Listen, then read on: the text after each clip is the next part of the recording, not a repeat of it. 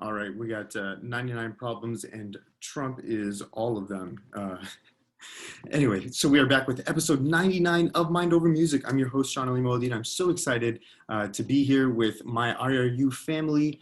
Tonight is Political Wednesdays, as you guys are all familiar with now, with my co-host, Nadia Belkin. Nadia, thank you so much for being here tonight. Thank you for having me again. Yes. You are amazing, and I'm so happy that you're with us tonight. We have two very special guests. We have Haya Panjwani on the show as well, who is one of the main organizers for IRU. Haya, thank you so much for being on the show. Glad to be here. Thank you for having me. Yes, and then we also have another organizer, Fahim Gulamali. Fahim, thank you so much for being on the show as well. It's an honor. Thank you. Yes, we love it, and we love having you guys here. IRU is one of the most insane success stories for a small little organization that's represented by a community coming together at the grassroots level.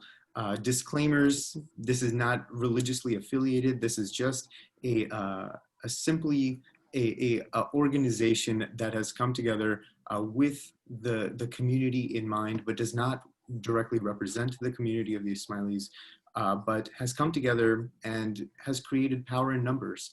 And over the last few weeks, especially the last 4 weeks, they've engaged the youth, everyone from the ages of 13 to 77, and activated these activists, essentially people who want to get involved, who understand that our future is in our ballads, and that we want to move forward with equanimity and with our voices in mind. So I want to thank everybody for being here tonight.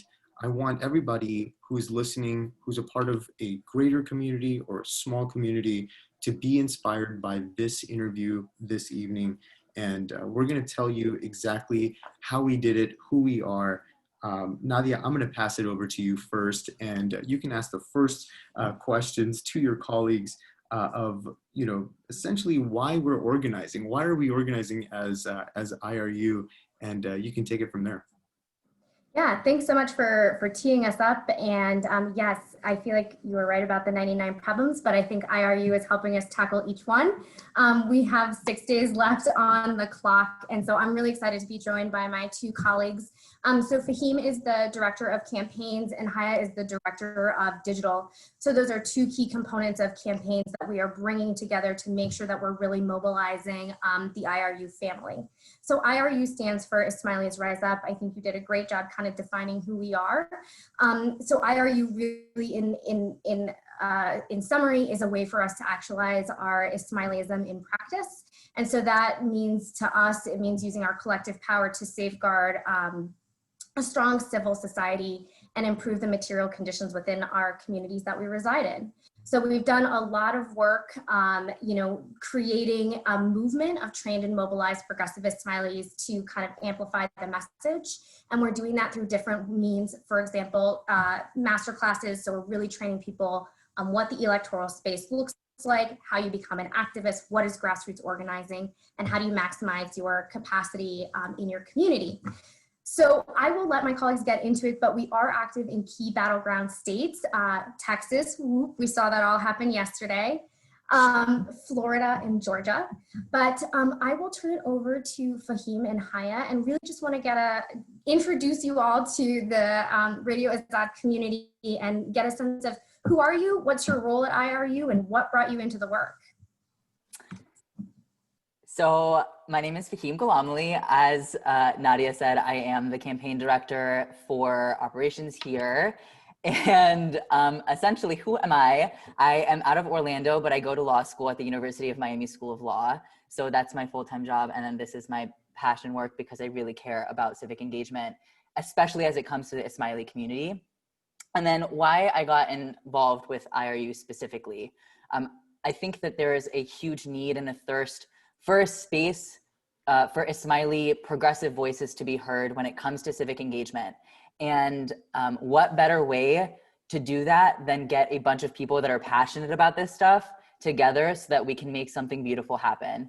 And that's exactly what we've done. And on the field side, that looks like 3 master classes on Organizing 101 with an Ismaili lens, weekly state meetings to phone bank and organize to put on events, and large-scale phone banking events. And so that is the field side, and then I'll hand it off to Haya to introduce herself and then talk about the digital side. Yes. Hi. Thank you so much, Fahim. I'm Haya Panjwani. Like, hi there. Hiya. Hiya. I'm the digital director for Ismailis Rise Up. So anything that you see on the internet falls under my umbrella. The way I got involved with IRU was I actually got involved with IRU after launch. So I saw the video where they released this huge campaign promo of what they plan to do, and it's basically mobilize the Ismaili vote. And the first thing that stood out to me was nonpartisan, non-biased, like just good quality, accurate information. And personally, I want to go into the news media sector. I'm currently a part-time student. I'm currently a full-time student doing journalism and political science. And I also work in the news and media sector. So I'm very big on delivering nonpartisan, quality, accurate news and accurate content. And unfortunately, that's just something that you don't see in our community. You kind of see this big paintbrush that you paint over all the news and content that our community receives. And I find it very important to deliver accurate content. And fortunately, IRU was the best platform to do that. I love it. I love it. Thank you. In terms of the digital side, a lot of what we do is voter education and marketing for the field side and uplifting our organizers. So we have over 150 phenomenal organizers that we have trained over the course of 3 master classes.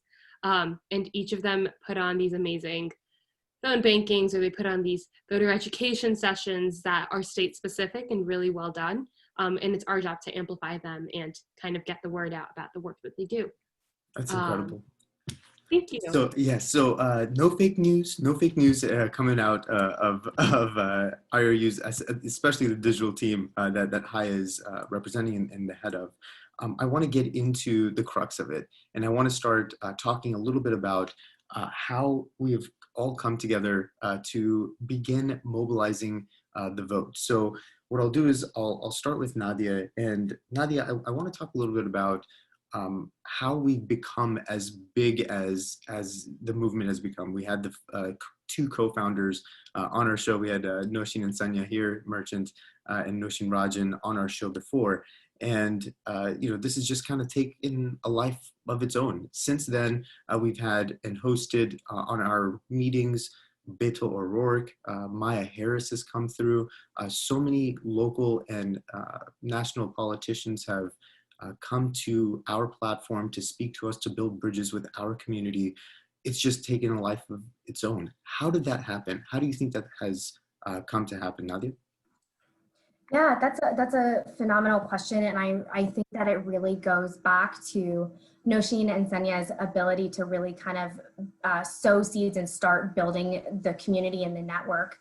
I think we've talked about on other shows the fact that there is not really a pipeline for API organizers, so that's Asian Pacific Islanders, to engage in this process. And so what I think Sanya and Noshin have been able to do is really look across the broader Ismaili community, think about where we have assets in both state, local, and federal office, both in campaigns and in elected offices, to really give people a sense of what does it mean to be engaged politically, where can you go?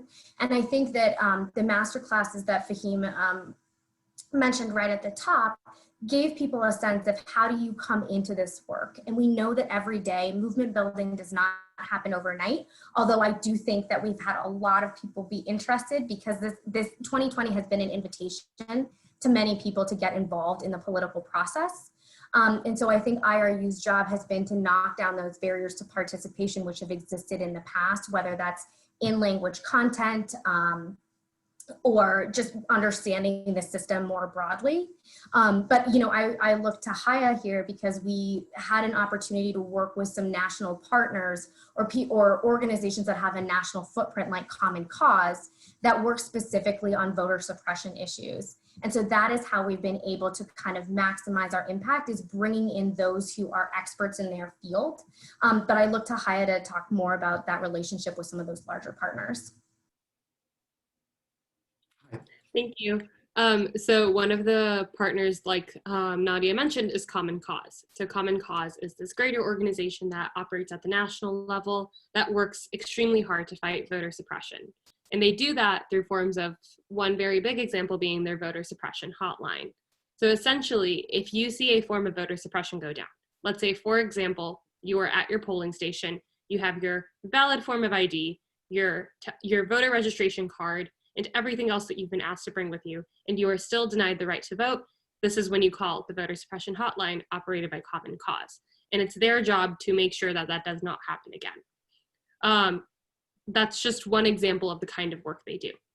They also, much like us, do voter education. So one of the partnerships in the partnership that we had with Common Cause, they went ahead and did this very, very big 3-day long Instagram story takeover, where they literally just talked about voter suppression in our key target states. And it was very powerful. It was very educational, and it's currently a highlight on our page if you want to go back and look at it. And where can everyone find IRU's information? Absolutely. So the bulk of our content lies in our Instagram, because that's where we started off.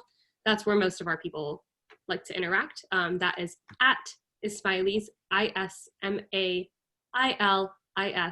Rise Up on Instagram. That's funny because there's a nursery rhyme that we all learned as children, and it was ISMAILI, Ismailis, do do do. Anyways, keep going. I think that I blocked that out of my memory, but Yeah. No, it comes right back. Sorry. So keep going. You're good. Same thing on our Facebook page. We have a mailing list that you can sign up for, and we have a Medium where we do a lot of blog posts, and our YouTube channel. Same throughout Ismailis Rise Up. Awesome. Fahim, anything to add? Haya covered up the bulk of our voter education efforts. I think that a statistic that I wanted to share with you in terms of the engagement of elected representatives with Muslim Americans specifically, there are only 20% of Muslim Americans that report that have met or communicated with their local government representatives, and only 17% did so with their congressional representatives, according to the Institute for Social Policy and Understanding. This is why this stuff is so important. We need to be empowering our Ismaili, Muslim, and greater Ummah to reach out and civically engage with American society, because our voices matter and our concerns are valid. And so all the work that the digital team is doing is so important, because it allows individuals to figure out how to navigate a lot of this complex civic engagement stuff. So props to the digital team. Yeah, we had so many different programs that we've learned so much about politics. Our vote, our AAPI vote, but especially in the Ismaili community, has been called upon now. And how we've responded to that, how we as a community have responded to things like Black Lives Matter, unpacking our racial and societal biases, has just been absolutely phenomenal. Sometimes it's not fast enough, but when we take into perspective the entire community and how quickly things have changed so rapidly, it's unprecedented. We've done it within weeks, whereas it's taken generations for other communities to kind of come around, civically engaged at the right time, knowing where they stand in society. So I want to kind of talk about some of the congressional districts that we're focused in on, where we got the data from, why we focused on the specific states and programs that we have focused on historically. Nadia, why don't we take that? Why don't you start that conversation off, and how we derive the data and where we go first and how we establish those initiatives? Sure. So we definitely were looking at finding pockets where Ismaili voters are. And we just know that because you've got people that are in Texas, in Florida, in Georgia. And so it is really locally rooted activism that we are trying to mobilize and engage.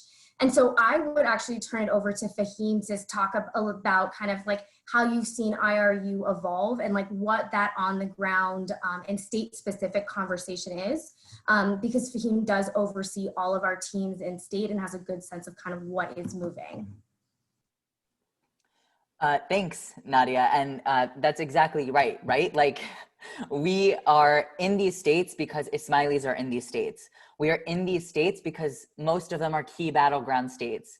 And we as Ismailis, with the sheer numbers in each of these states, have the ability to turn out the vote and really create substantive change. So what that looks like on the ground, like I said, there are 3 levels of engagement, essentially. We have state leads in each of the key states that we work with, which is, again, California, Arizona, Texas, Florida, and Georgia. And those state leads host weekly organizer meetings in which the 150 organizers that we trained have the option to attend. And in those meetings, they phone bank, and for the past 3 months have been thinking critically about the programs that are locally rooted, or should be locally rooted, so that they can educate the Ismailis in those states about issues pertaining to those states. So that's number 2. And then number 3, we have one-off events, like phone banking events, where volunteers that are super passionate about this stuff, but don't necessarily have the ability to make weekly time commitments to IRU, are able to come out and get out the vote when it comes to their Ismaili siblings. And so we have those 3 modes of engagement. We have this frame where we want to reach out to individuals that we know. And that is the reason that that this has been so successful. Just in this past week, for example, we had a phone banking event where someone called someone and they didn't necessarily know if they would know them that well or anything, but then they super connected because they found out that this auntie knows this uncle who knows them. And that's just the way that the Ismailis go, right? Like we all know each other in some sort of way. And we've just inserted civic engagement into the conversation. And this is why, again, this model has been so successful. Yeah, I think that's exactly right. And I want to just emphasize, like as Fahim said, we're calling friends of friends. So it's a very much a relational model that we're operating from. But Haya, you've been on the team, you're doing digital, you're kind of pulling from those phone banks and getting those top lines and success metrics out of these conversations. So I'd love to hear your perspective as well. Yeah, absolutely. So I believe we just had a phone banking Monday.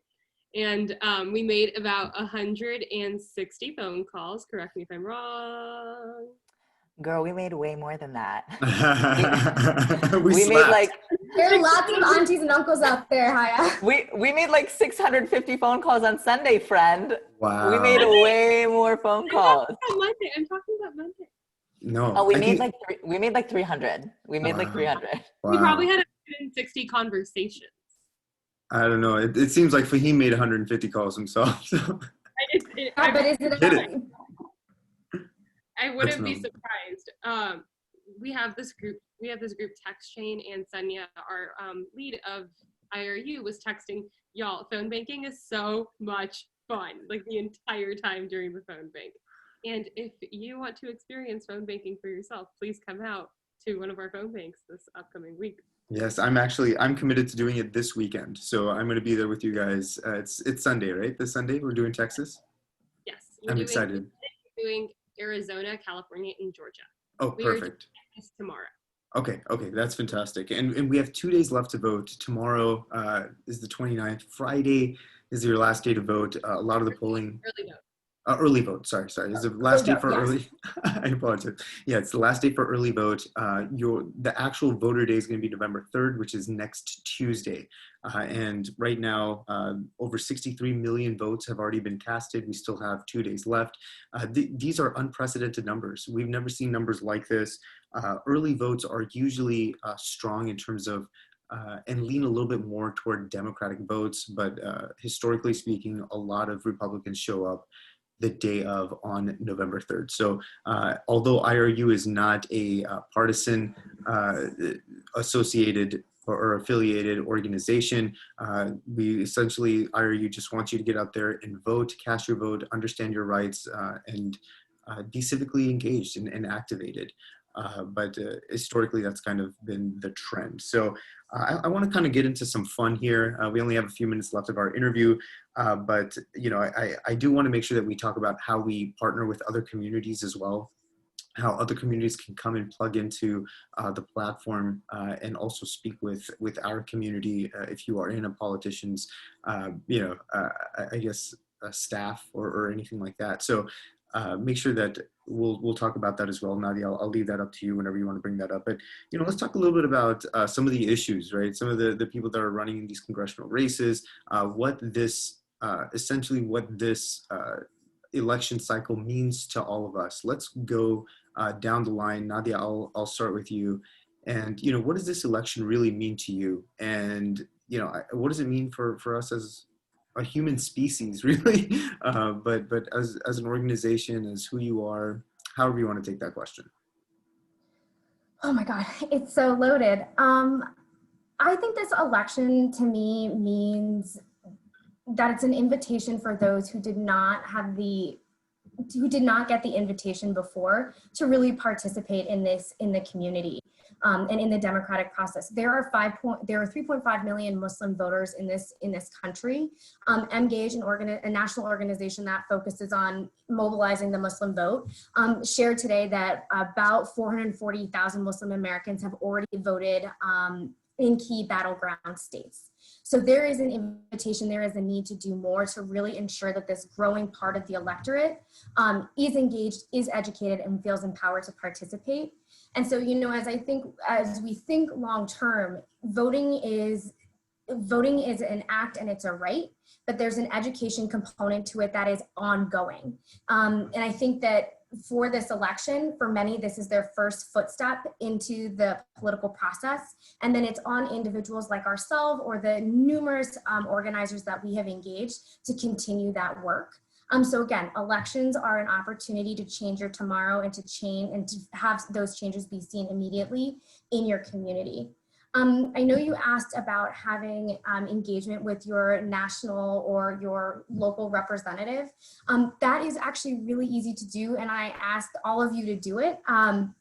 You can go online and search for who is my state representative or who is my U.S. senator, and you can reach out to their offices via phone or email. It could be an introduction. It could be a, hey, listen, I'm really concerned about the sidewalks or schools or access to X, Y, and Z resources.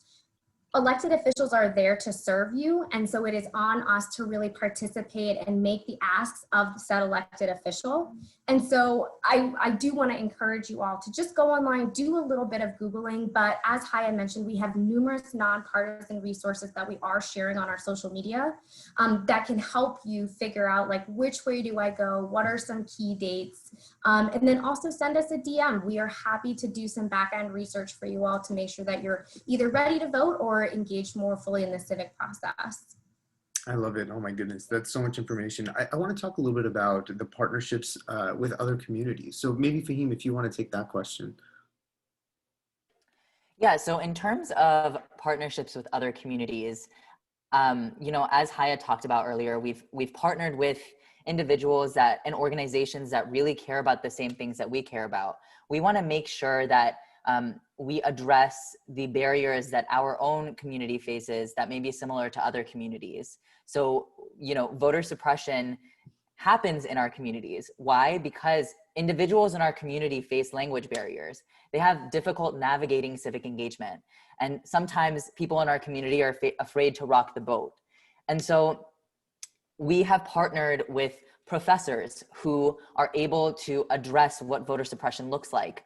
We have partnered with organizations that work with senior citizens to help them navigate what voting looks like during a pandemic with that demographic. And on a local level, all of our organizers are thinking critically about the different organizations in each state that they can plug into that will increase the work that we are doing ourselves. So for example, in Georgia, just this past week, a bunch of people got mailers that specifically reach out to Ismailis. And the goal with that is multifaceted. It is to highlight that we are a part of this amazing ummah that has a right to be heard in the United States. And it also legitimizes the fact that the Ismaili voice is very important and it deserves to be heard.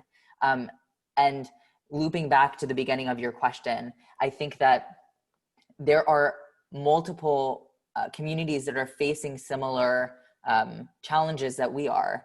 And by having an online presence and reaching out to organizations that are doing amazing work to address the barriers that we face, we are showing other groups that they can do the same thing, and that we are here to help them because we've been successful over the past 3 months. Ooh, Fahim, I get chills when I think about those mailers in Georgia. I mean, they are gorgeous, first of all, and they're in multi-language because we know that we're trying to reach our peeps and they might not speak other languages.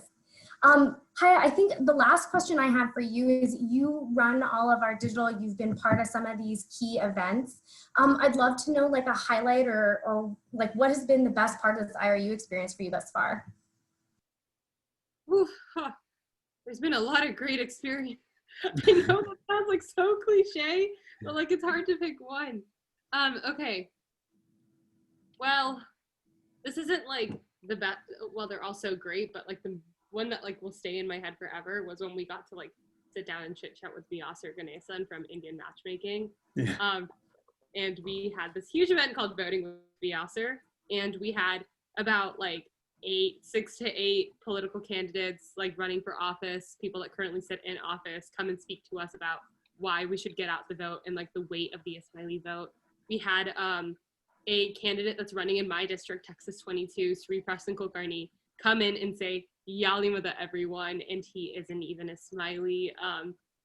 Small things like that throughout the entire program, and then seeing how much of an impact he made with all these people that were willing to phone bank with us and then like chit chat with Vyasar was such a like iconic moment. It's something that like kind of sits in my heart forever. I love it. Oh my goodness. You know, when I saw Maya Harris start talking and show up, and I think both Sanya and Noshin were like on Instagram saying, what is happening to our lives right now?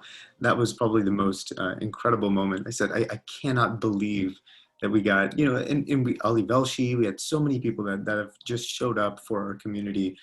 It's just been incredible. And we encourage everybody out there that has a greater community that wants to organize, that based on just the voices here between Nadia, Fahim, and Haya, and myself, it is totally worth every minute that you put toward organizing your community to get civically engaged, to get activated, and to stay activated. You know, it's almost like the white person's cheat code. All right, everybody, the white person's cheat code is knowing the number to their senator. That's it. It's getting everybody to speak the same language around the same issues and leaving voicemails for their senators, for their Congress members, the people that they elected, so that they can get the laws passed that'll benefit their communities. That is the cheat code. So we are finally learning the cheat code, and hopefully through the next 4 to 6 months, we're going to also continue to get activated in that way as well. So we're going to wrap up this interview. I'm going to have you guys call back in, and we can either, I'll leave it up to Nadia what she wants to do, but the question that I wanted to ask last, and you guys could determine whether you guys want to answer it now on Facebook Live or wait and call back into the studio live. What are your most memorable Trump scandals and gaffes? Let's talk about all, even though we're not a politically affiliated or, you know, designed around one political party. I think it's fun to talk about the current president and the funny or like very serious and scary things that's happened during this presidency. So Nadia, what do you think? Should we answer these now? And it could be more than one. We could just kind of go around and do it like shooting fish in a barrel style. Like you mentioned, there are like 99 of them. So I'm gonna log off, think about it, and then let you know. Okay, perfect. What about you guys, Fahim, Haya? Do you guys want to talk about any fun gaffe that you thought about in terms of Trump's presidency? I kind of want to say one now, so it's like fresh in my mind. Do it. This happened extremely recently, but when he denied the disaster declaration during the California wildfires. Oh my gosh. I kind of just like stared and I was like, cool. Yeah. When he was like, "This is a this is a dead tree forest management problem. This is not, this is a deadwood problem." That was pretty intense. How he got around not addressing climate change has been pretty crazy. We have Mr. Sheikh that's calling in right now, but we're gonna end the interview, have everybody call in because this is done through Zoom. So Mr. Sheikh can't hear. You won't be able to hear Mr. Sheikh and his questions. So we'll end it. What about Fahim? Fahim, do you have any specific memory in mind? I'm where Nadia is. I'm truly at a loss. I have no, like, you know, Yeah. we are where we are. I have no idea, but definitely give me a minute and I can probably come up with something. All right, perfect. So we'll get off here. We're going to take a quick commercial break. You guys call into the studio. I'm going to go take this quick commercial break. I'll send you guys that number. It's 972-501-9290 for anybody else that wants to call in. And we'll be right back with the IRU crew. Thank you guys so much for being on the show tonight, and a continued conversation in just a few moments. Thank you so much, Nadia, Fahim, and Haya. Thank you. Thank you. We'll be right back after these Thanks. quick messages. All right. I will text you guys real quick and we'll continue the conversation if that's okay.